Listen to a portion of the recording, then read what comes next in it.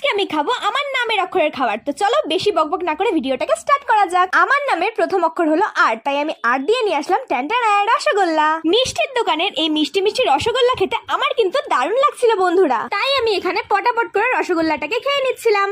अरे कहना क्या चाहते हो? তারপর প্রথম অক্ষর খাওয়ার পর আমার নামের দ্বিতীয় অক্ষর ছিল আই, আর আই দিয়ে আমার যেটা সবার প্রথমে মাথায় আসলো সেটা হচ্ছে আইসক্রিম। তাই আমি ঝটাপট দোকান থেকে নিয়ে আসলাম এই ম্যাঙ্গো আইসক্রিমটা। কিন্তু একটা সিক্রেট বলবো, এই আইসক্রিমটা কিন্তু আমার একদমই ভালো লাগেনি, কিন্তু এক্সপ্রেশন তো দিতে হবে তাই না।